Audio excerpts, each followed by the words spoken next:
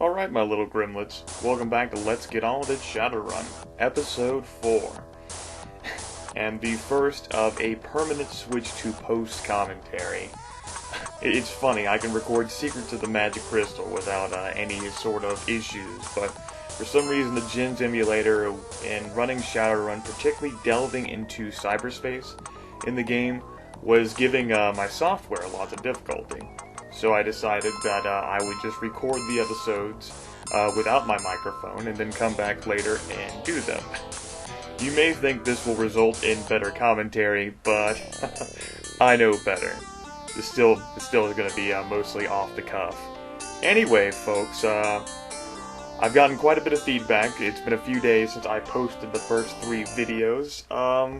I expected positive feedback. I wasn't expecting as much positive feedback as I got. I thought somebody would say, you know, "Rah!" Like, the most negative things I've gotten is that people liking the Shadowrun SNES version more, and not appreciating all the hatred that goes on for it. I don't recall hating vehemently upon it. I just said that I like this one more. I've certainly played through the SNES version and beaten it. I don't know, people being like, they wanted to see more Romance of the Three Kingdoms than this. Well, folks, I kind of uploaded like 10 videos of that several days ago.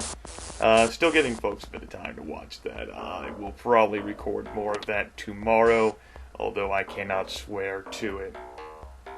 Anyway, what we are doing in this episode is doing some more runs for Gunderson before I go through with my give you guys a Matrix tutorial. This is like the 5th or 6th time I've recorded this particular episode, and so I've given like 5 or 6 different Matrix tutorials, each with varying degrees of success. I had hope and promise that things would not go so poorly as the first time. The first failed video. For those of you who've played Shadowrun for Genesis and extensively, and you've delved into the Matrix quite a bit, I've got a few words for you. I guess it's several. Tar pit on your attack program. Yeah, I was actually okay whenever the audio for that one didn't turn out well. So, I guess I'll go through the rest of the motions that I plan on discussing for this video, except for it being live. It'll be post. That way, my past self can focus on playing through the game and earning karma, and not get distracted in talking. For those of you who do not know anything about the Shadowrun universe, just got your limited knowledge from my videos, and from the comments that have been posted on these videos, the Shadowrun system does derive from a tabletop pen and paper RPG. It's been in existence for 20-something years, I do believe. There's 4 versions of it, although I think an anniversary edition was released a few years back. I'm not sure on that. I have some experience with playing the tabletop. I played the 2nd, and I dabbled a bit in the 3rd, though that wasn't the primary focus of my gaming group. We really enjoyed Dungeons & Dragons, and we stuck to that. That explains why I have as many Dungeons & Dragons manuals as I have. DM, right here, raising hand. So, I do have some experience with the background, and now you guys know that it was based on a tabletop. Now, I may not have mentioned that. I did throw out that Shadowrun SNES version was based on a novel, which is true. The novel's title I've forgotten. I posted it in response to a comment. Like on video 2, I think. I was looking up my ceiling there trying to think. That's the motion I use when I try to think. You needed to know that. You can check that out there. You can always look it up on the internet yourself. I'm pretty sure that's up there. But ultimately, the Shadowrun system is derived from, I would say, 2 novels. William Gibson's Neuromancer and J.R.R. Tolkien's The Lord of the Rings. William Gibson, by the way, the author of Neuromancer, vehemently disliked the whole fantasy hogwash, like the elves and nonsense, that were added into the game. not into the game, but added into, like, the series universe. It's not like he could sue. He said he derived his inspiration from other elements as well, so he couldn't claim ownership, but he was just saying he did not approve of his name being associated with Shadowrun in any way, shape, or form. So yeah, there's that. So I do know a few things, and now you know some things too. Although I'm going to talk about more things, so you'll learn even more things. You don't even need to go to school now, kids. Professor Grimness is... Grimness? His Lord Grimness is teaching you everything you need to know. One detraction of having post-commentary is that I'm not able to comment about what's happening live on the screen. Oh no! I'm doing more runs for Gunderson, and in the meantime I'm shooting people. And all of that jazz, woot sauce, and everything.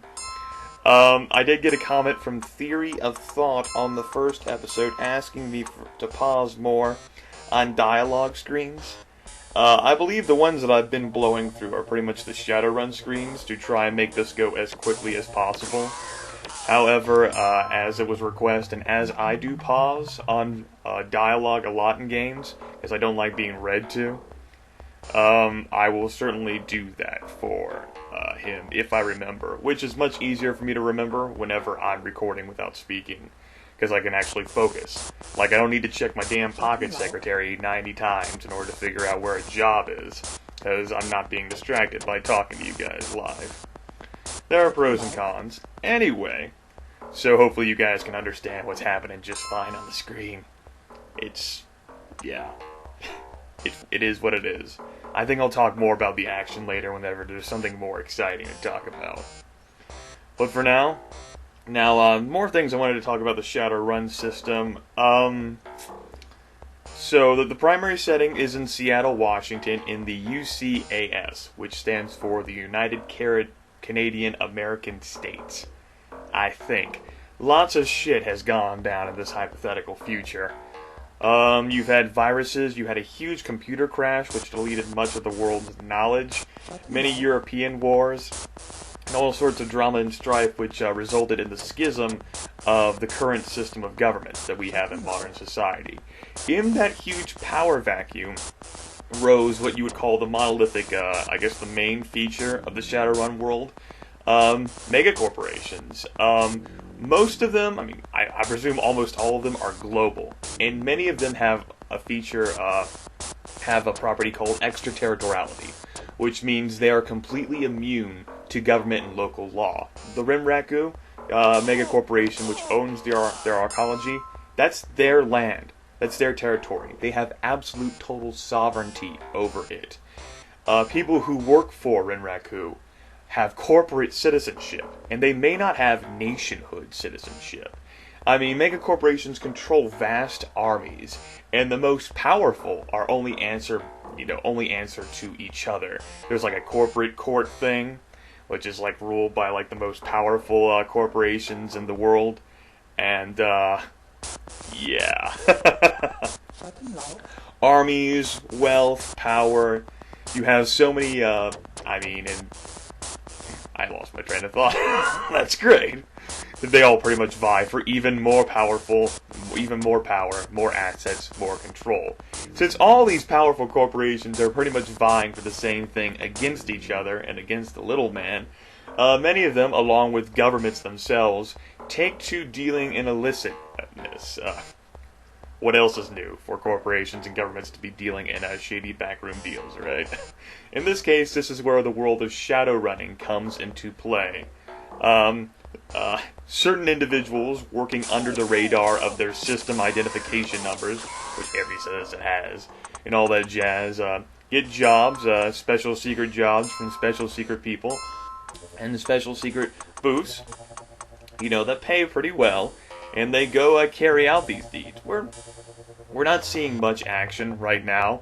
We're seeing escort services, basically acting as like bodyguards for packages or for people.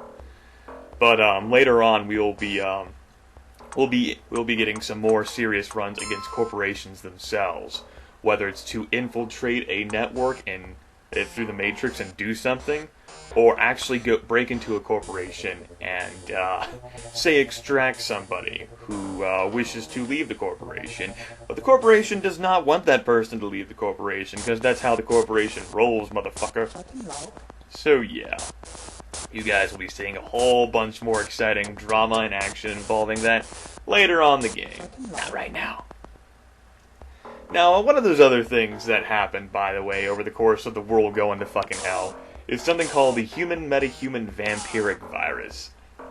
This is basically your gloss-over explanation of why there are ghouls and vampires and Wendigo and werewolves and whatever the fuck else. That's supposedly, you know, like the things that we would recognize as undead, according to modern fictional bullshit, is actually not undead, it's alive, but their physiology has been altered by the HMHVV to force these things to sustain themselves upon life energy.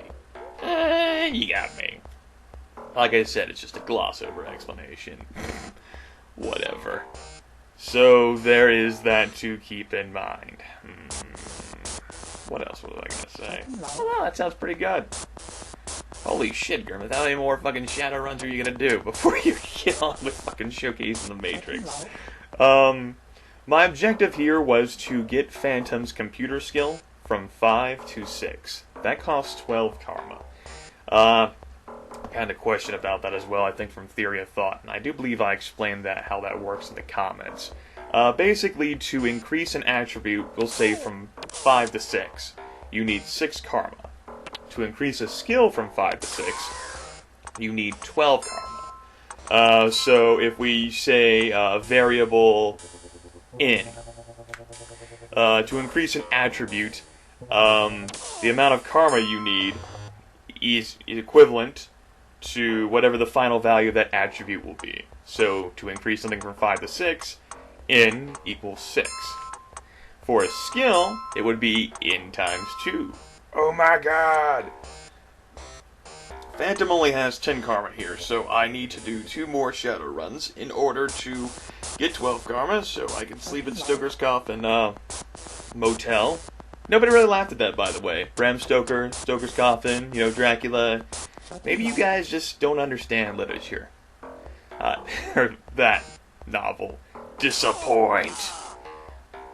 How many of you even got the reference? Okay, people who are like, I'm 12 and I don't know what that is. Bram Stoker? Dracula? Oh yeah, Dracula. He's like the guy Twilight's based off of, lol. I have a pencil here, but I'm going to stab myself in the eye now. Yes! That's not really a victory at all, is it? So we talked about the Shadowrun tabletop system, talked about William Gibson's thoughts on the matter. I believe those are his thoughts on the matter. Talked about mega corporations and how we will be dealing with them more later. The main quest line contains dealings with them as well. Oh yeah, it's gonna be awesome. Not really. It's gonna suck. It's gonna fucking suck. It's a good thing I know what I'm doing in this game, because I've gone through it so many times, because whenever you're first fucking around and you just stumble across this shit, you're like, oh fuck, I am fucked. Like, you play through this game, like, 10, 15 hours, and you finally start going along the main quest line because you were so confused about what to do, and you're just having fun with the game, and all of a sudden you stumble across bullshit, you're like, fuck, and you get gunned down, it's like, son of a bitch!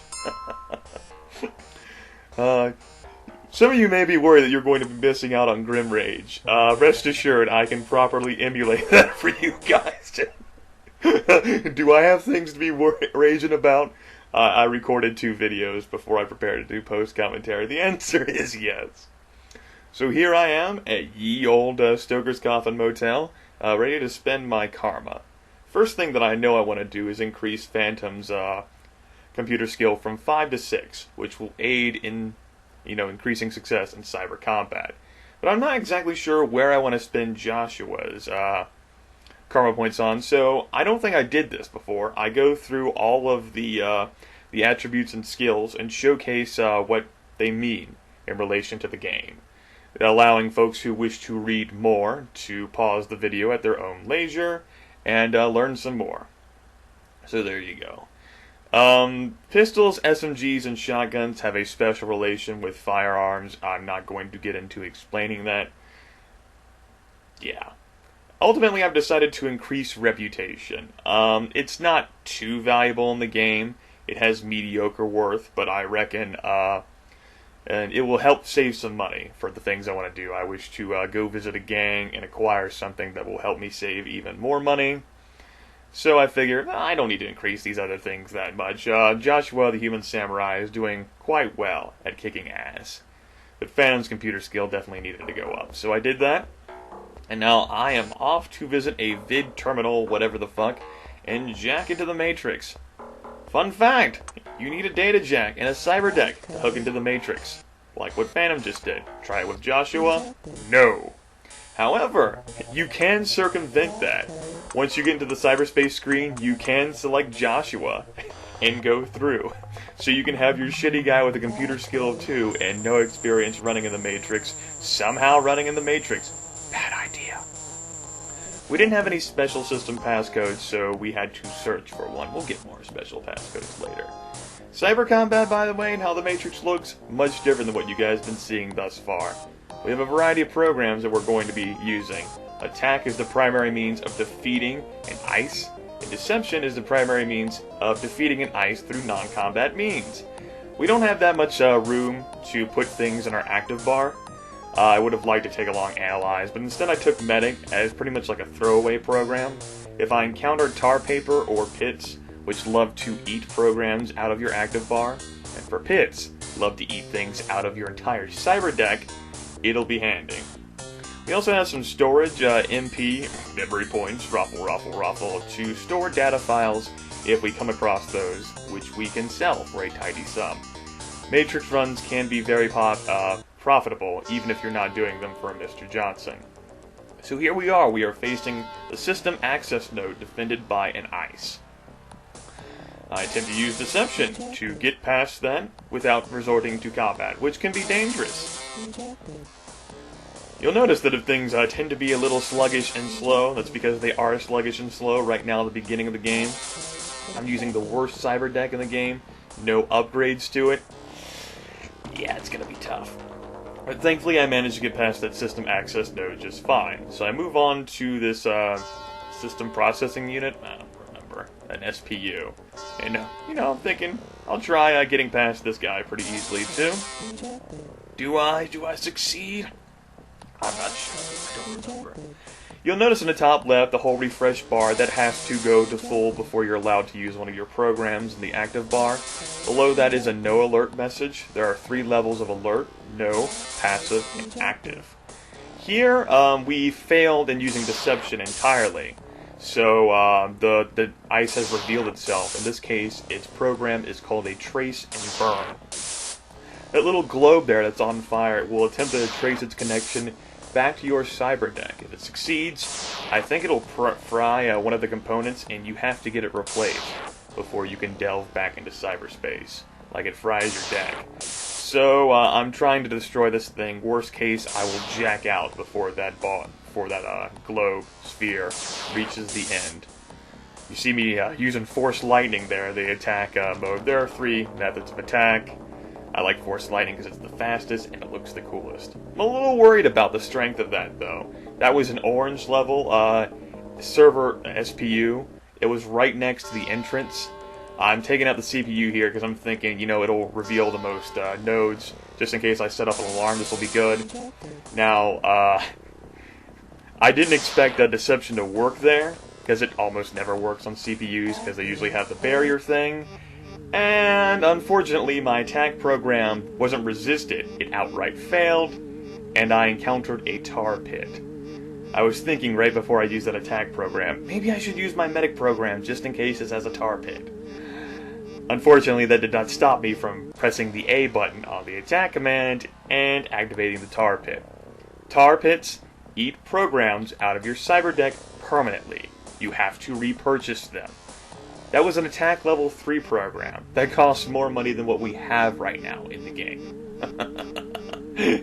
It's fair to say it costs twice as much money as what we have in the game. This ice only had a barrier system and a tar pit. So now that the tar pit is activated, that automatically triggers an active alert, which is the highest level alert in the game, but the ice can't do anything else. It just has a barrier. The barrier's objective is to pretty much stop you from using deception and to alert the system to an intruder, which means it sends out little alarm pings basically saying, hey, shit's going down. But now that I ate my program, it can't do anything else to defeat me. Unfortunately, without an attack program, I can't do anything to defeat it. I'm fucked. So I had to jack out, permanently lost that program, gotta spend an assload of money to replace it. Yeah, how fitting, right? Fucking tar pit again. I thought about loading, I was like, what's one more video? And I was like, no, I'm gonna keep this result. There's more that I could say about the Matrix, but it appears I'm running short on time. Rest assured, children, I was angry about that. Next video, we are going to redeem myself to the Wrath of Khan. Grimith signing out. I'll see you all later.